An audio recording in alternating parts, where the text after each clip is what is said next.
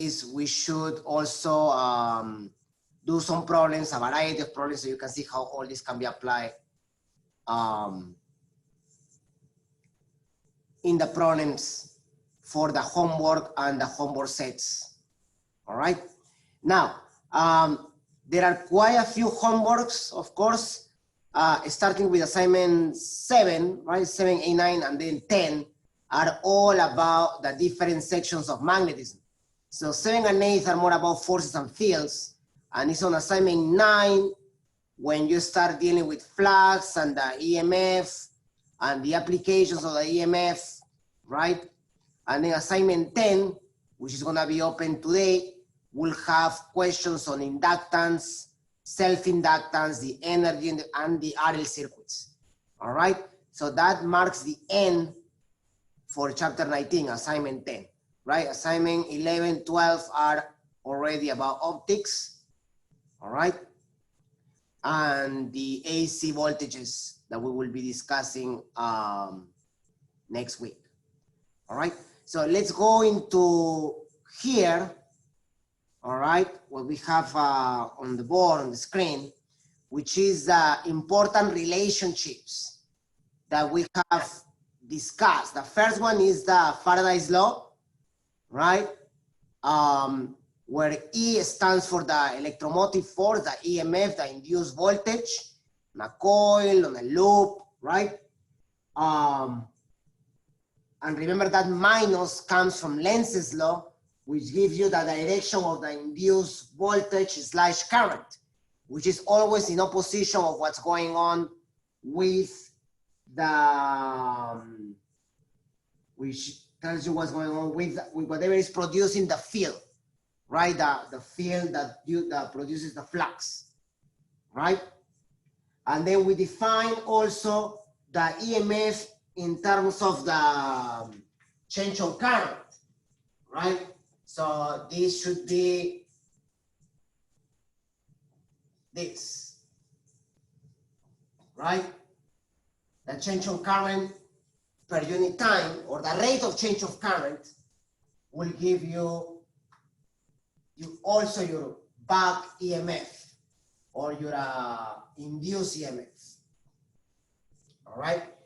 So if we use this relationship for the solenoid, we get this equation, all right? Remember that you can also write this equation instead with the eta number of turns per unit length or windings per length per meter. The area that I didn't go in detail yesterday is the area of the solenoid. So this area is a cross-sectional area. So when you have a solenoid, normally you will have a radius R. So a solenoid with radius R has an area of pi r squared. All right, similar to when we did resistivity. All right, but the radius normally is slightly bigger. Okay, and then you can have cable wrapped around. And remember that L, lowercase l, is the length of the solenoid. Right? This is the length of the solenoid. Not the length of the cable. Right?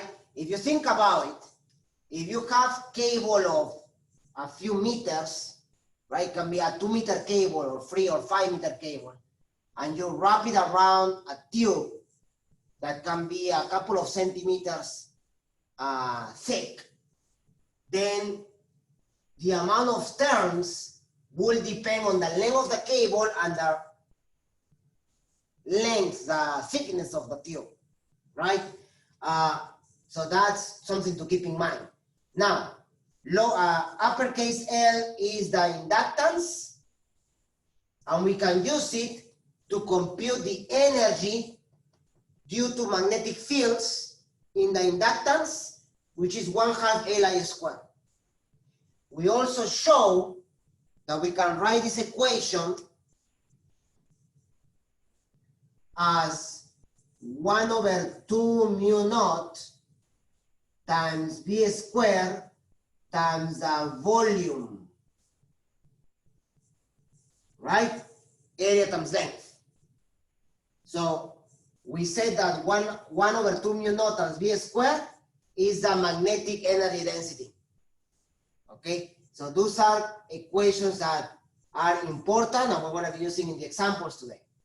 All right, and then in the RLC circuits, as you see there, right, if you solve the math, right, if you solve the differential equation, you will get the current now. There's no charge, so now you get a solution directly for the current as a function of time. And as the theory says, as you close the switch, the current exponentially, right, is sort of a, not really an exponential, but it's sort of a growth, right? It's a logarithmic type of growth, right? You have a current that changes on time as maximum current E over R times 1 minus E to the minus T over tau. The same as RC circuits. The only difference is your tau, which is now L over R. Okay? Also in units of seconds. And if you do the plot of the current as a function of time, right, you get your growth, right? Your horizontal asymptote is your maximum current, E over R, and tau is sort of like a point of reference. When T equals to tau, the value of the current is approximately 87%, 86.5% the maximum current, right? So almost 90% of the current is produced, right, in just 1 tau. So it goes actually quite fast, right? Remember, in the RC circuit, after 1 tau was only like 60%, 63%, right? So this is an increase in that case. All right, so we have that. Now we should go into the exercises, all right? I will do a variety of exercises from the assignments and the sample problems, all right?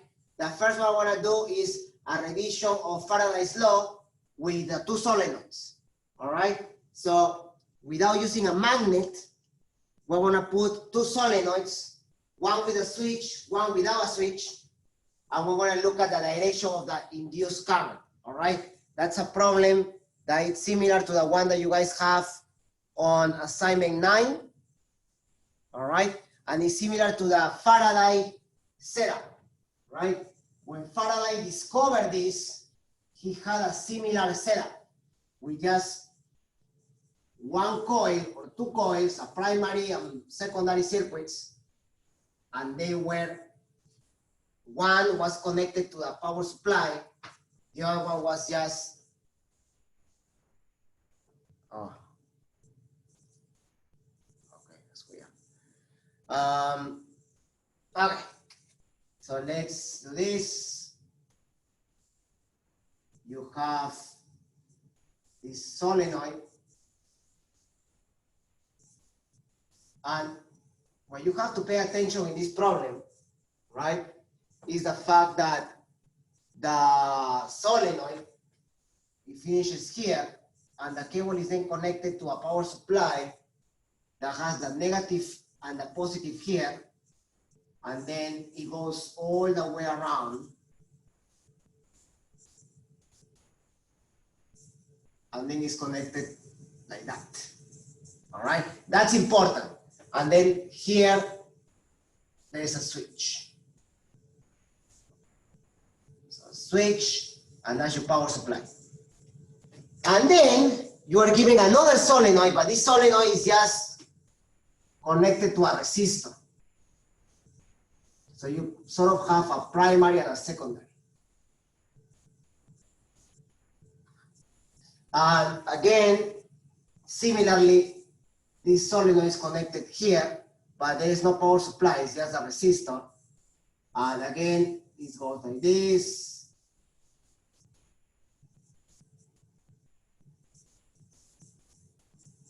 Like that. Now, the problem is asking you when you close the switch, right? There's going to be a current here. So, in which direction does the induced current goes on the resistor? Right? So, let's take a look. When you close the switch on this one here, right? The current is going to go like this, right? From negative to positive. So, when you close the switch, right, you will have current going like this. We know that from chapter 17. So you can draw arrows. Like this, like this, like this. So the current is going like this, and then at the back of the solenoid is going down. So up and down, so like this. And the current again goes back like this. So it goes like that. All right, so what we know from Faraday's law, right, is that, or sorry, from magnetism, is that the north then is gonna be here, and then the south will be here. So here, when you have the south there and you have a closed switch, and remember the current is going, right?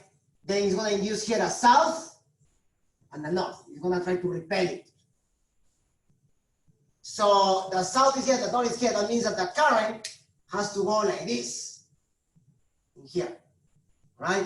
So the current has to go like this, like this, like this, like this, like this, in an opposite direction to what you had in there. So at the end of the day, the current is going to go like that, and then it goes all the way down, down, and then like that. So on the resistor, it's going to go towards the left. All right? That's just how you get your directions. If the current here was going like this, then it makes sense that here will go like this. So, well, yeah, you can see it, right? It was going clockwise here, sorry, counterclockwise here, so here will go clockwise. Very nice. All right. If the switch is open, there's no current, right? So that means that if the switch is open, once you had it closed, the current will start vanishing. Because the current starts vanishing, so that's when the switch was closed, right? When the switch is open, I will decrease. So this guy is gonna try to counteract that. So then the current will go again like that. It will change direction.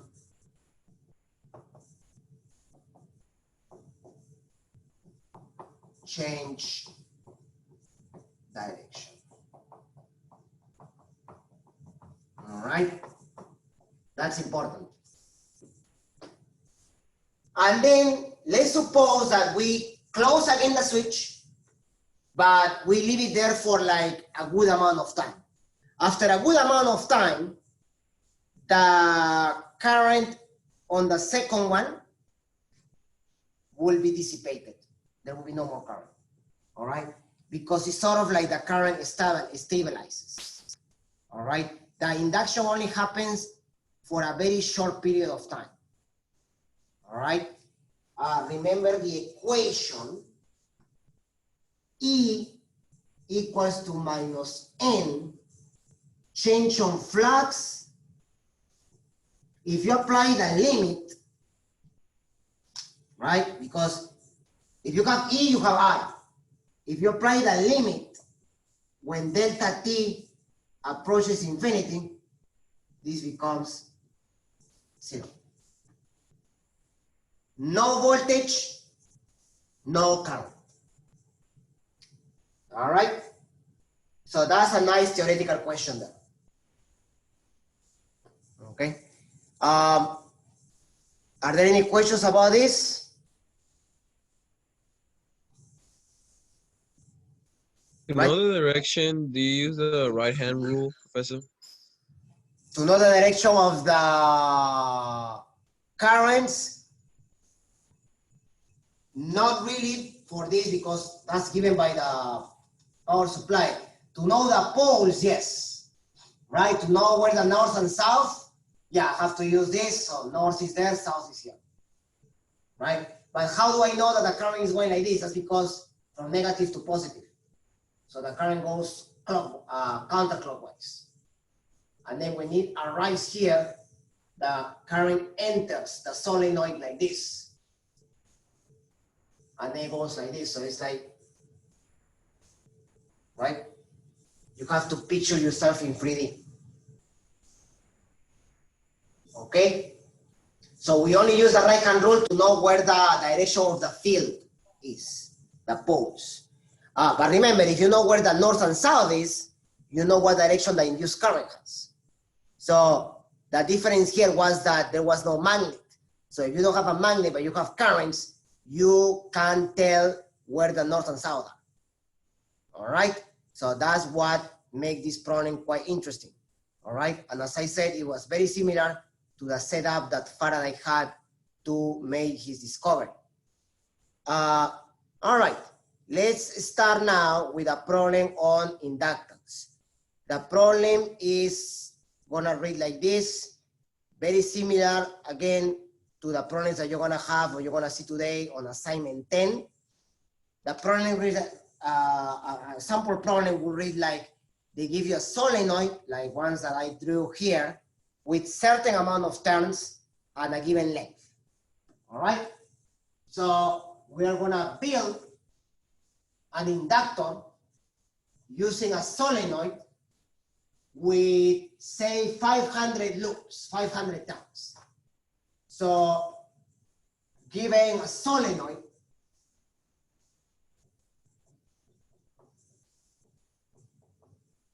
with 500 turns and length, let's say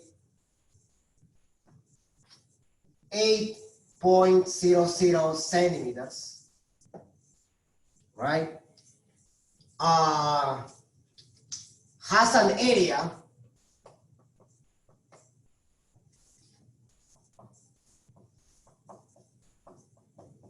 equals to 3.5 times 10 to a negative 9. So not very large, but this is meter squared though. Times 10 to a negative 9 meters squared. Right? So the radius can be in centimeters, and when you change it and you square it, you get that. Now, the information that is important is that to compute the inductance, they tell you that the current varies from, say, free to negative free. So from positive 3.00 amperes to minus 3.00 amperes in a very short period of time, in 6 milliseconds. So let's first find the inductance. So A was a value of L. All right. And then we want to find the average EMF. All right. So when they give you a problem like this, you want to highlight all the data they give you. All right. So what information are we given? We're given the number of turns we're given the length of the solenoid, we're given the area, and we're given the variation of current. Current can be negative, right? It's just the direction and the amount of time. So first thing first, we're gonna write the equations that we need. So when they want the inductance of a solenoid, we have two equations, right? They both are the same, it's just how you write it. So for part A, when they want the inductance is equal to mu naught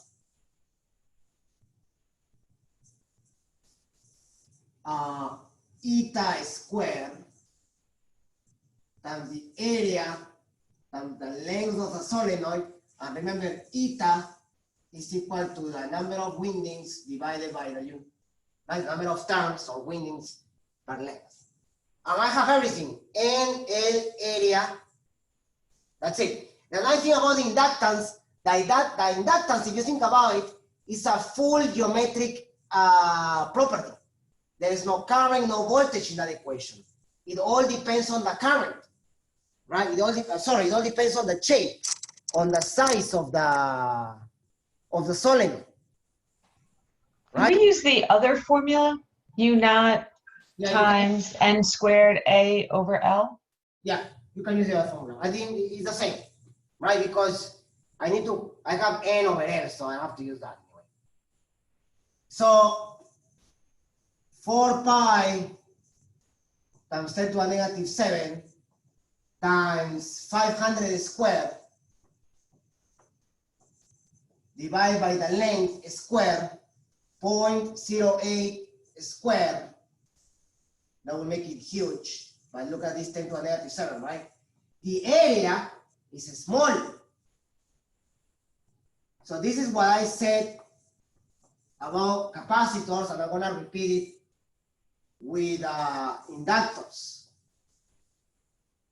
The inductance is a very small value. The same with the capacitance. That was very small. So normally you measure inductance in millihenries or henries. So that's your equation, right? Oh well, you can do this, right? There. 500 squared, so 4 pi times 25 times 3.5 divided by 8 times 10 squared, 10 to the 4. So let's put in step by step. 10 to the 4, 10 to the negative 7, 10 to the negative 9, divided by 10 to the negative 2.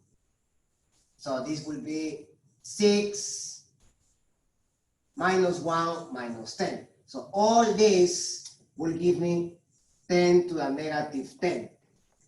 But let's see what I get here. So 4 pi times 25 times 3.5 divided by 8. So 4 times pi times 25 times 3.5 divided by 8 is 137.44 times 10 to the negative 10.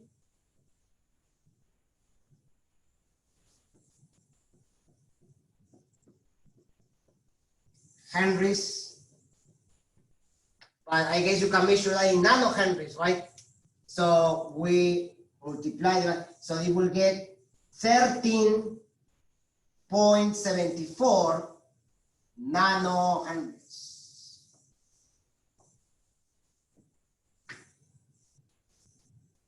All right. But at the end of the day, we still need this guy for the second part. The second part, part B, they ask you to find the EMF. What's the EMF produced in that inductor? All right. Is that clear, by the way? Do you have any questions? Should be okay, right? Remember that in this case, they give you the area. I want to do a problem where I give you the radius. So that will be a bit more, not complicated, but you have to do the extra calculation of the area. All right, so to find the EMF, we are going to use the equation for the back EMF on an inductor. All right, so I have the answer there. I can erase this now, fine, on this. And now we're going to find the EMF in the inductor, which is L, change of current per unit time. I have the value of L, right? 137.44 times 10 to the negative 10. All right. Current changes I final minus I initial divided by time, 6 milliseconds, 6 times 10 to the negative 3. All right, 137.44, negative 10. I final was 3.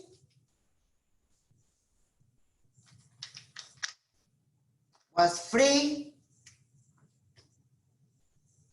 minus 3 divided by 6 times 10 to the negative 3.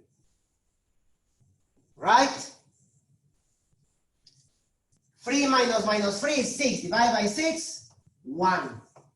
So the answer will be 137.44 times 10 to the negative 7 volts.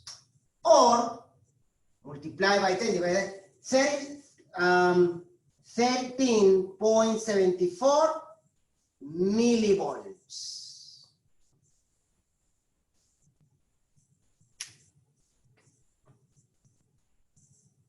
Is that clear? Just don't see why you didn't use -3 for the final current and +3 for the initial, because that would give you a negative number. Oh, wait. No, that's why. It was from -3 to 3. From -3 to 3 was, sorry. It was from -3 to 3. So you should never get a negative for that number, right, for volts? Well, I mean, if normally you get currents from negative, but if you have them from positive to negative, right? You just take the absolute value. You will just take the magnitude of the EMF like this, right? Remember that the equipment, any equipment that you have in the lab will read the value. The sign will just be the direction, all right? So the negative, in this case, is only meaningful when it comes to the direction, all right? In this type of problems, they will ask you for the magnitude of the EMF, all right? The signs are only important to show you that it's going from one direction to another direction, all right? And the change is actually 6, it's not 0. Like some people may think it's just 3 minus 3, 0, and then, no, right? It's actually 6, all right? So that's the same as it will happen when we did Faraday's law. They will ask you for the magnitude of the EMF, all right? All right, so that was the L, and that was the value of the EMF. Let's do another problem. Let me see if I can find one from the examples I have here. Let's see. Should have done like this. So the examples for inductance to study for next week, because in chapter 18 is all magnetism, and I have solutions in there. Chapter 19 has Faraday's law and magnetism, fields, and all that. Chapter 20, which is AC circuits, I did combine, and that's how we used to do it before, like 2 years ago. we will combine in one chapter AC circuits and inductance. So the sample problems from inductance, you will find them in chapter 20. All right. So I'm just gonna take a few of them. And the one that I think is very important from here is the one that gives you the, oh yeah, this one.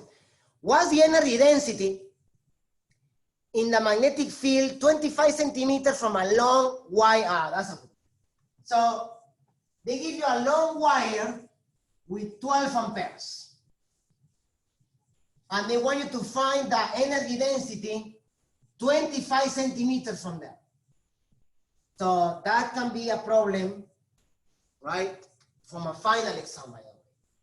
So you have a long wire with 12 amperes, and they want you to find the energy density 25 centimeters from, so they want you to find mu B.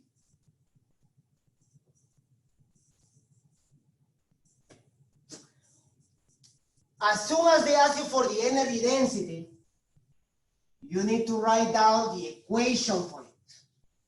That's why I did all that list of equations at the beginning of class. The energy density is 1/2 mu naught B squared. So what do I need? I need the magnetic field. How do I find the magnetic field at this point? Does anybody remember the equation? What's the magnetic field? 25 centimeters of a wire with 12 amperes.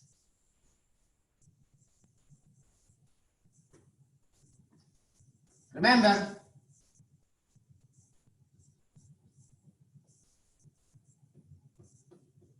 All right?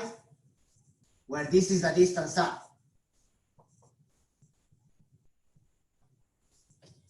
So somehow mu naughts are gonna cancel. In fact, let's be clever about this. Let's write this like this.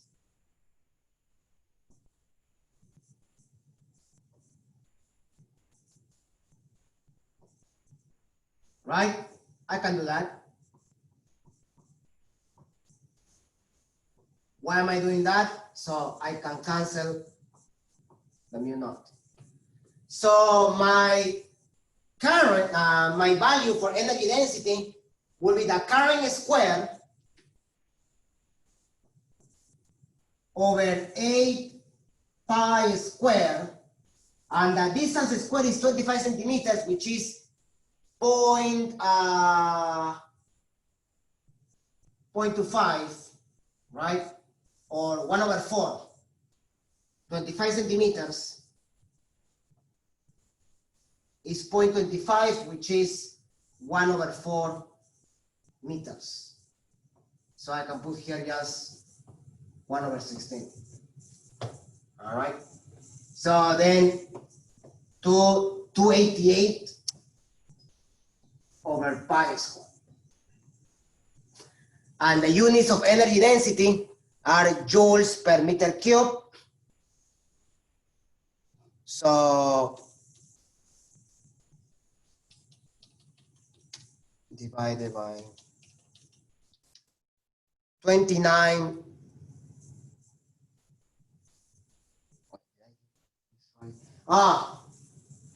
We cancel out too many mu's. No, I forgot about mu naught here. Yeah.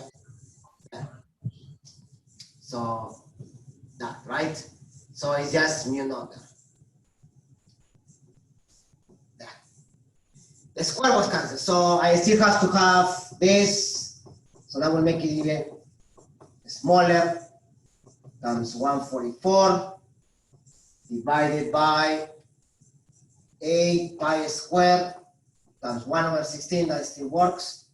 4, that's 2, pi, 8. So 144 times 8 times 10 to the negative 7. And I believe that will give you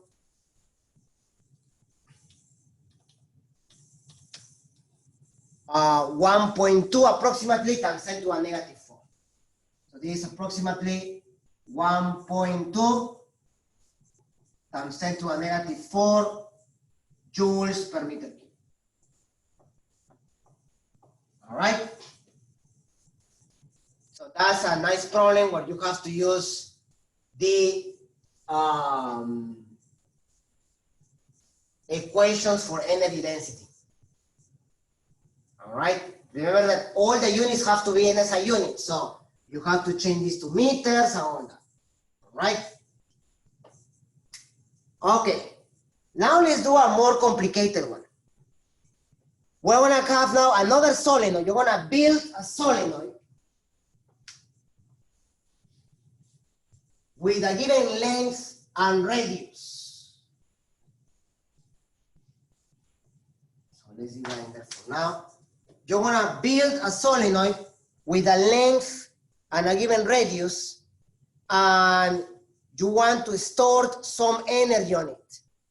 They're gonna ask you for the value of N over L. So your task will be to build a solenoid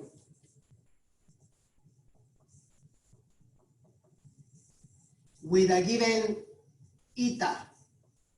You want to find this value.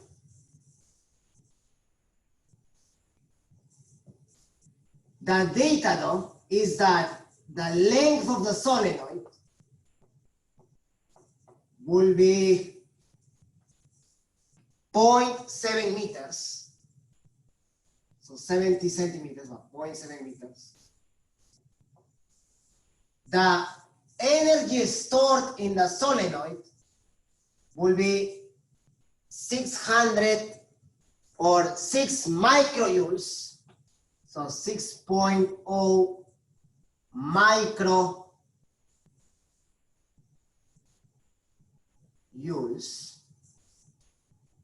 And the radius is of 5 centimeters.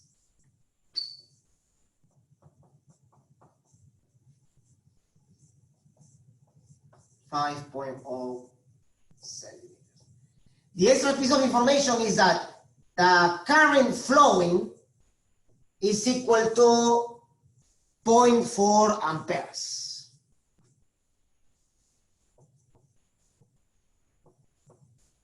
So you want to find this guy. So you're going to build a solenoid with this length, with this radius, carrying this current, and you want to store this energy. And they want you to find the value of this is called the winding density. All right. So basically, how many turns per unit length? When you build a solenoid, actually, that's one of the variables, right? Here, this is called the winding or winding density.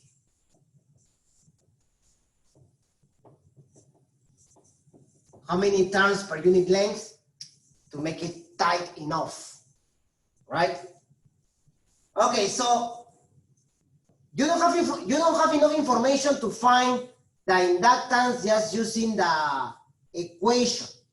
So I will write here L is equal to mu naught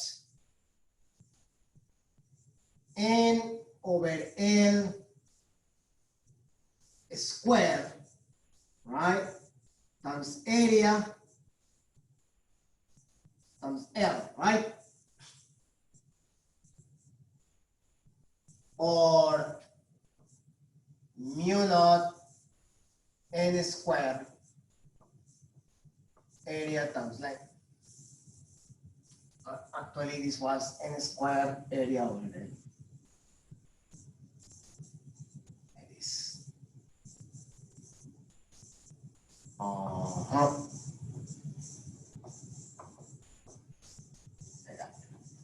Anyway, you need this. You don't have N. So you cannot just compute the inductance like that. But they give you the energy for the solenoid. The energy stored due to the magnetic field in the solenoid is equal to 6.0 times 10 to the negative 6 joules, microjoules. But that's equal to what? 1/2 L I squared. That's how you get your L, because you do have the current here.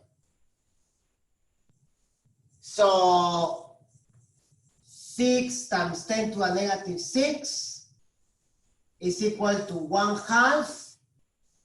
The value of L is what you need, the inductance, and the value of the current is 0.4.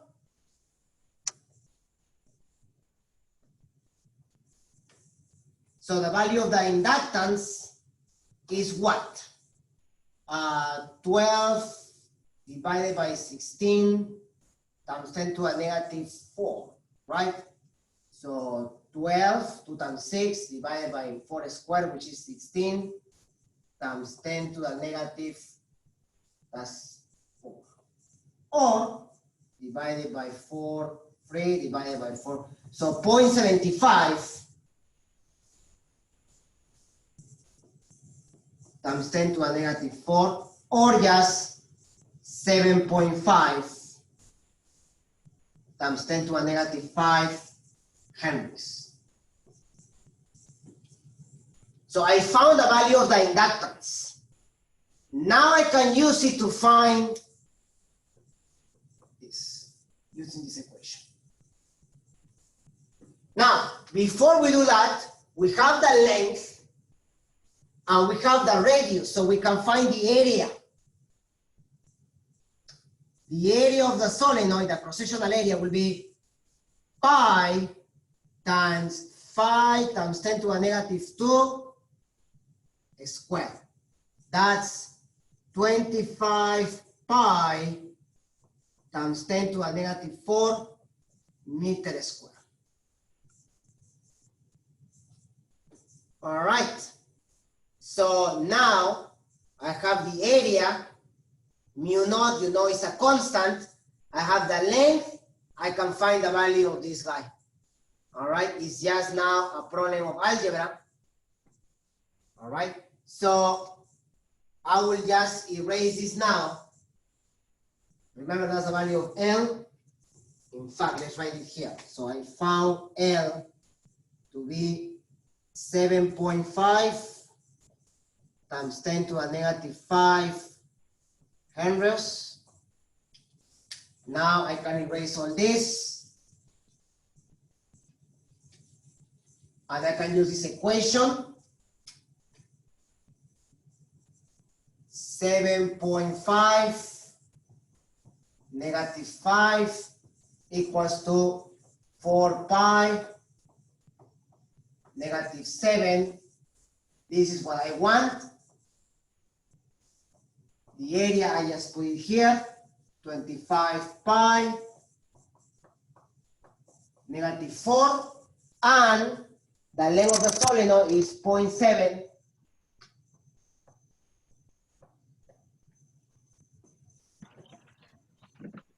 Right? You have to be careful with the numbers there, right? You have quite a few numbers. So what I will do is I will leave this tens outside for a bit, and I will do this. 7.5 all divided by 4 pi, parenthesis, divided by 25 pi, divided by 0.7, and then with the tens, this is what you do. 10 to the negative 7, and 10 to the negative 4 is 10 to the negative 11. But it goes to this side as 10 to the 11. With 10 to the negative 5, 10 to the 6. Perfect. Because this is square. So I can square that. So I can take the square root of that. So now let's compute this in the calculator. We take the square root and we find the value of n, right?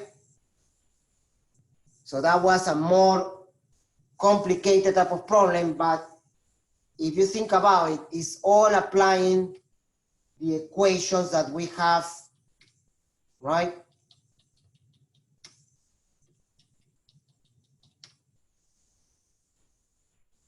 So 0.018, and then I take the square root, I get this 0.104 times 10 to the 3, that's equal to n.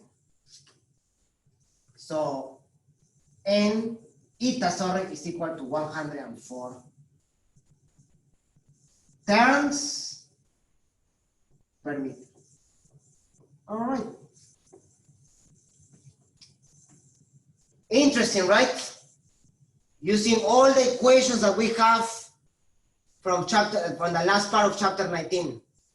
The energy, the inductance, right? So that's how you do that problem. All right. Any questions about this?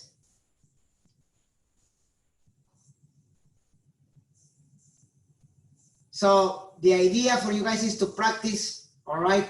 This problem was also in the sample problems, AC circuits and inductance, and was problem number 4.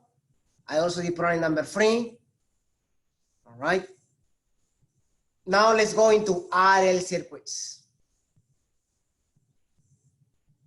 Let's do a few problems on RL circuits. All right. Let's see. Where is this pointing at? All right. RL circuits. Just like RC, what you need to do is just write the equation for the current. The rest is just algebra. The problem is going to be similar to the problem you have in the web assignment number 10. They give you an inductor in series with a resistor. All right. The inductance, however, has the property of being very large, 15 henries. The resistance is small, it's only 3 ohms. And it's connected to an 18 volts battery. So when the switch is closed, there's a few questions in that. So they give you a circuit with a power supply, with a resistor, with a switch. And you know something? This is how you draw an inductor, like a coil. So this is your inductor, this is your resistor, this is the switch, and this is the battery. When you close the switch, you're gonna have a current going like this. But the current increases with time because of the fact that there is an inductor there. So the values of L are 15.0, so 366 henries. The R is 3.00 ohms. The value of the battery is 18.0 volts. Part A, find the maximum current in this circuit. Or actually, you know, this is also called an electromagnet.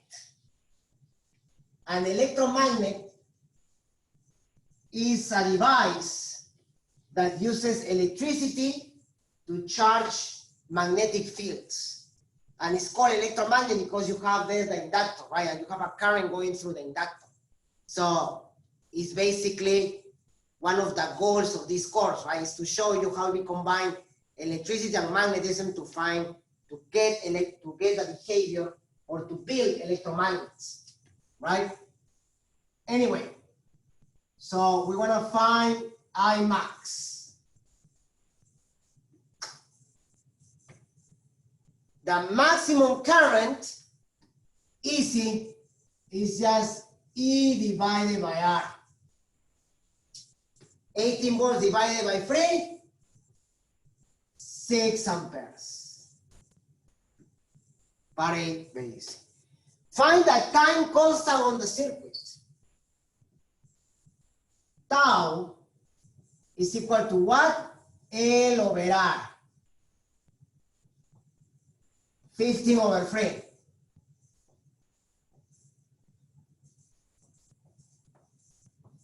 That's 5.00 seconds.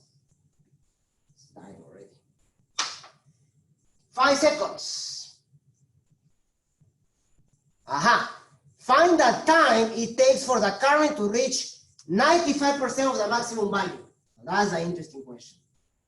What's the time? So I is 95% of the maximum current.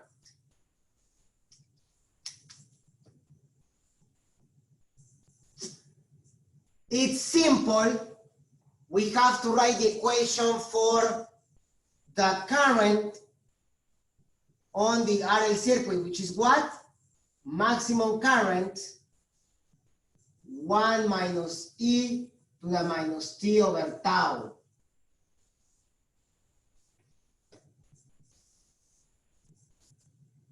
(95% is 0.95. So we want this to be 0.95 of this. So you can just, you don't have to put the values. You can do this. 0.95 I max is equal to I max 1 minus E to the minus T over tau 5. And you solve for time. Clearly, right? So we can erase part A and B. That's easy. And let's solve the algebra for part C. So 0.95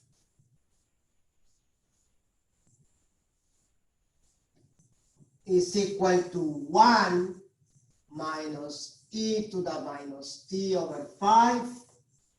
We send this to the other side. 1 minus this is 0.05. And then what do? I take the natural log on both sides. And the natural log of 5 is, 0.05. Minus 2.995. So E to the minus T over 5 is minus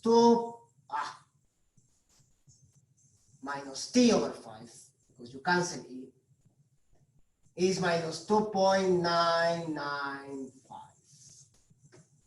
Negative cancels, then the value of T is this number times 5, 14 points, so approximately 15 seconds. You can round it. 15.0 seconds. Is that clear?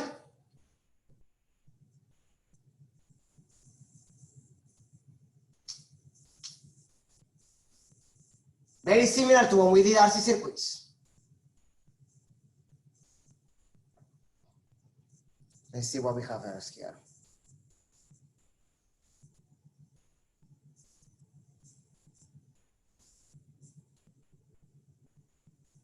Okay, let's do another one and then we'll do another problem probably from previous sections.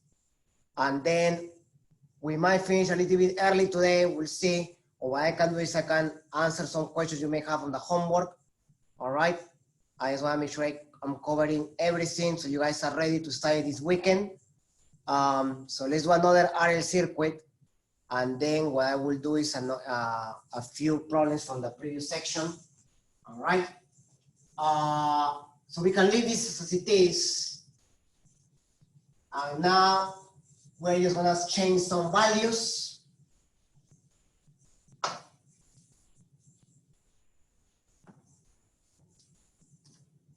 So now we're giving another RL circuit where the E is 6 volts.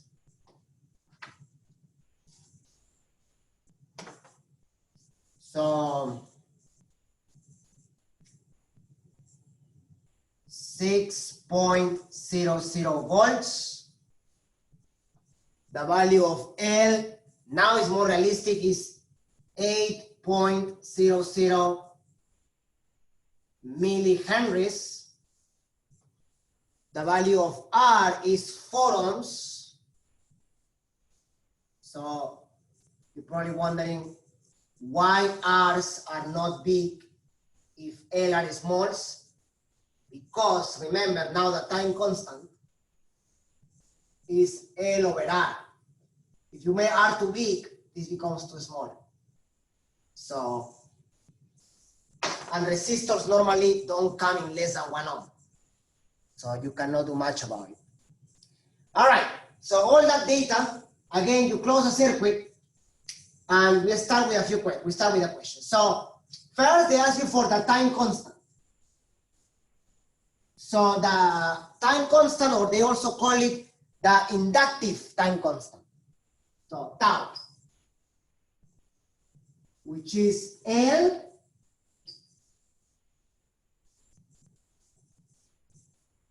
that divided by R.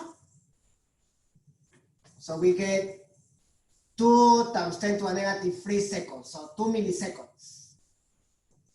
Very hard to measure that, right? Calculate the current 250 microseconds after you close the switch. So find the current when t is equal to 250 microseconds. So we have to use the equation I as a function of time equals to E over R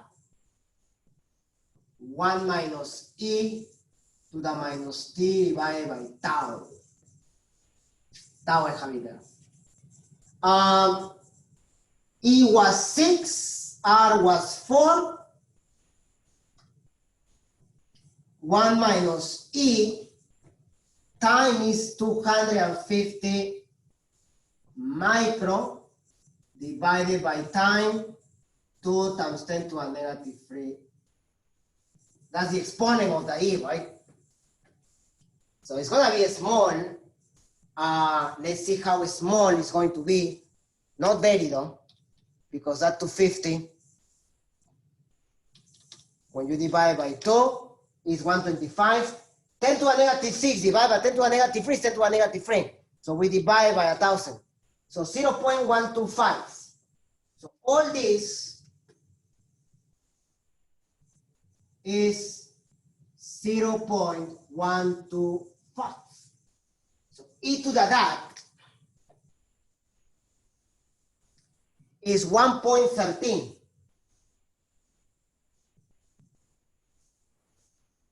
Oh, it's minus. That's why. So I want minus it, so minus it. That's why. So e to the minus that. So again, 0.88. So all this is 0.88. 6 over 4 is 2/3, is 1.5, sorry. 1 minus 0.88 is 0.12. So the value of the current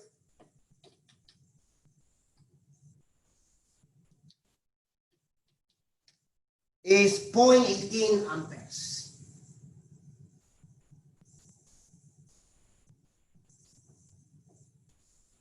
All right. That's that. And then they ask you a question that is kind of theoretical. What's the value of the final steady state current? Okay.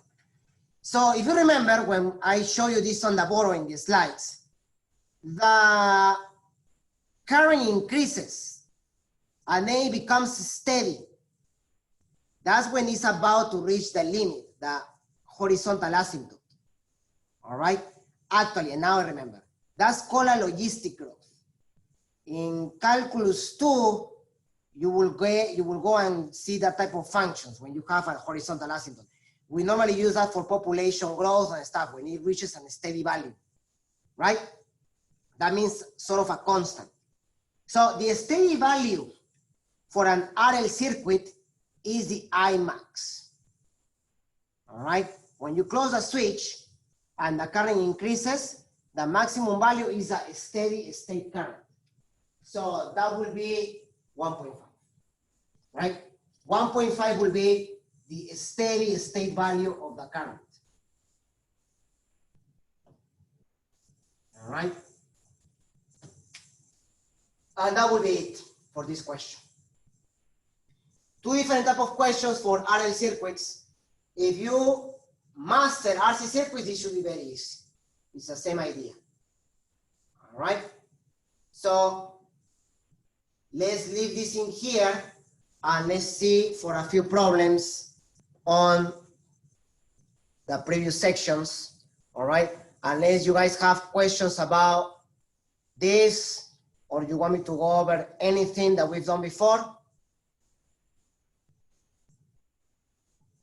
Actually, I found another problem. We're going to use a problem on generators now. That could be also a question in exam. So we have covered every aspect, but we haven't done problems on generators. So let's do that. It's a word problem. All right. Okay.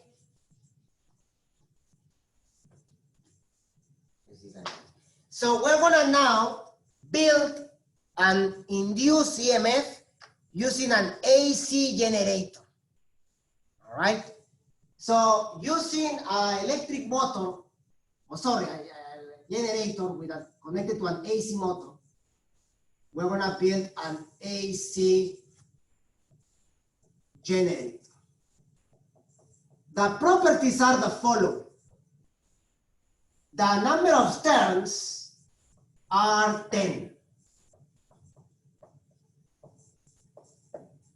So you have a coil with 10 turns, not very big. The area, the cross-sectional area is 0.09 meters squared. And the resistance of the cable is approximately 15 ohms. And the resistance of the cable is 15 ohms. To make it work, we're going to rotate the cable in a constant field of 0.5 Teslas, right? So we're going to have this coil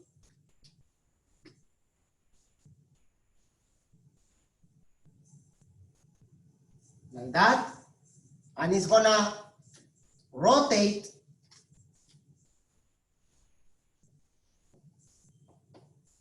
inside a field of 0.5 Teslas. Now, Can I just moving your camera a little? Please? the only information you guys have for the rotation,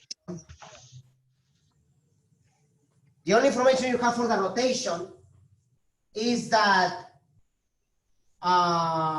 for example, when you measure your household current, right? You only know that the frequency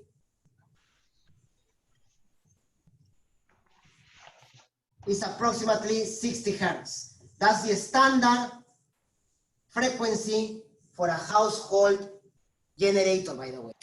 60 hertz. It used to be 50 hertz. Now it's 60 hertz. All right. We're going to find a few things. we're gonna find the maximum EMF, the maximum current, and we're gonna find how they change with time. And we're gonna graph them. All right? Using all the information. Okay. So again, you have or you are building an AC generator with a cable like this. It's probably not copper. Copper will have less than that resistance. But the cross-sectional area of the generator is that. That's the amount of turns, not many. And that's the field due to the magnet. All right? And you're going to have rotation there. The frequency of rotation is 60 hertz. All right. So what equation do we need? For a generator, the induced EMF is equal to the number of turns, the magnetic field, the area, the angular speed times the sine of omega t. But the maximum EMF is this. That's the max. All right? Perfect. So I have N, I have B, I have the area, but can somebody tell me, if you remember, let's see if you remember physics 1. How will I get the omega using the information that I have in there? How will I get the value of the angular speed?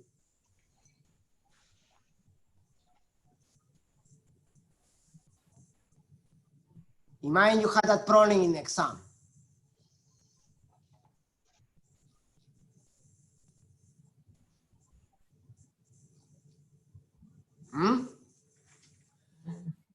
If they give you the frequency, you can find the angular speed. In circular motion, omega is equal to 2 pi. Right? The frequency is the amount of revolutions per second. So 2 pi f will be 120 pi rads per second. That's when the circular motion comes into the test, right? So now I have all the information. Emax will be 10 times 0.5 times the area times 120 pi. There you are. All right. This is 5 times 0.09 is 0.45 times 120 pi. And then if I do my calculations here,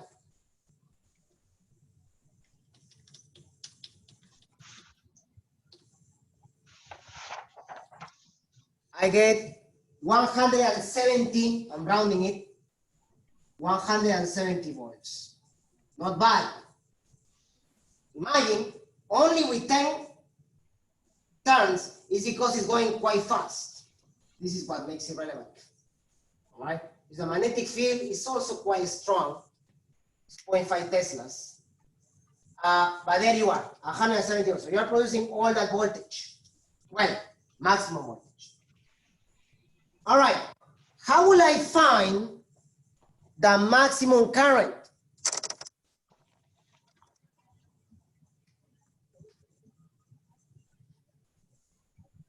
How will I find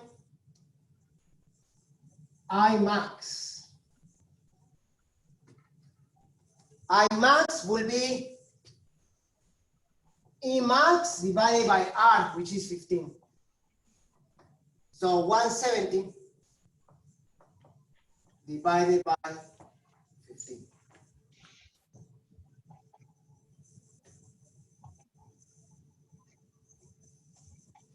And that would be approximately what? 11.3 amperes.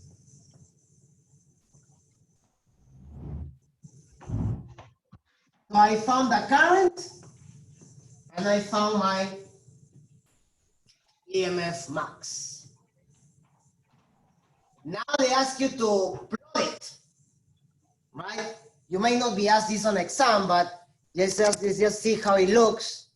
Just here, at least let's plot the EMF. The EMF, when you plot this, will have a sinusoidal shape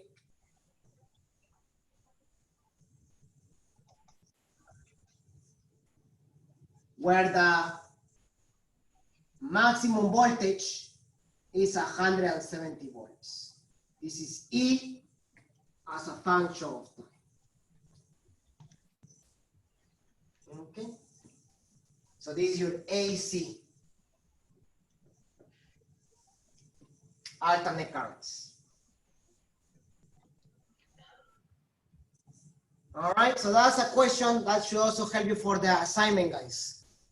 All right, for the generator question. Any questions so far about what we did today with the inductance?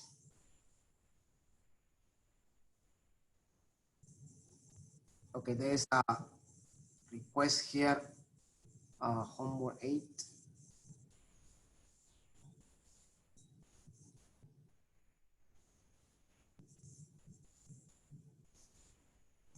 Yeah, that to identify, okay, so to identify the element, you need to know you have the mass. Yeah, do we somehow convert to something and then use the periodic table? Is that what you're expecting? Yeah, you have to convert it to, so for an element, you need to know the atomic mass and the amount of the atomic number. The atomic mass,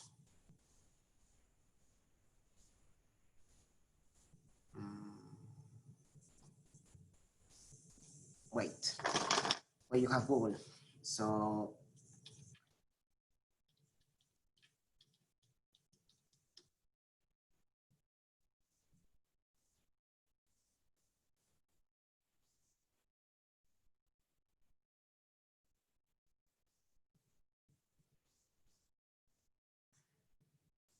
with the atomic number and, okay, let's see.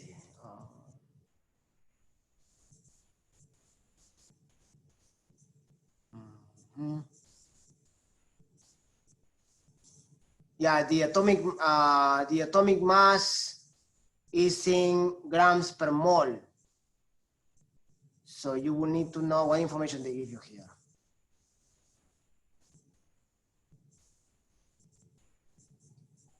Do we somehow take our answer from A, the mass over the charge,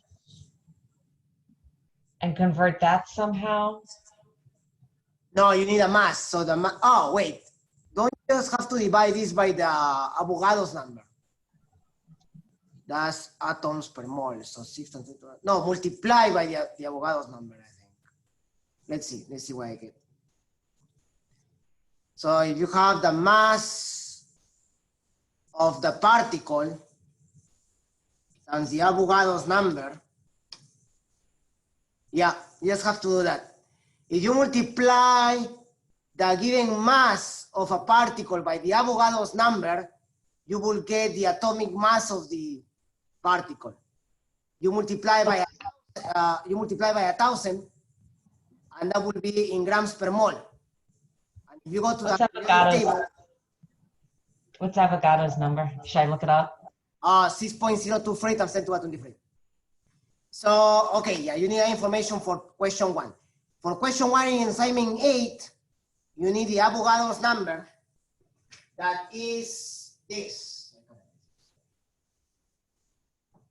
Na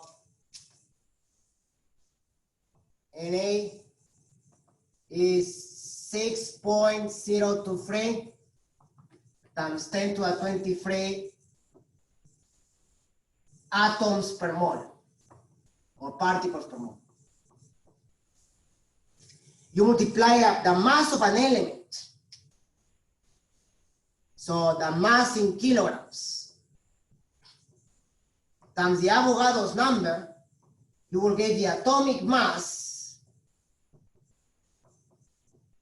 but you will get this in kilograms per mole. What you want is you want to get it in grams per mole. To your answer, you multiply by 1,000. So you will get this in grams per mole. This number, you can look it up in the periodic table.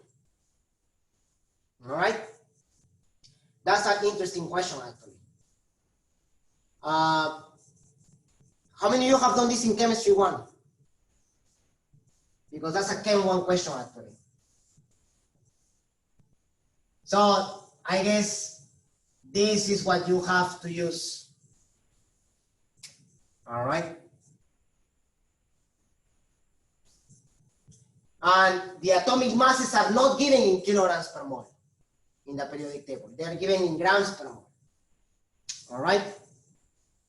So try it out, and that should give you the right answer now. Okay.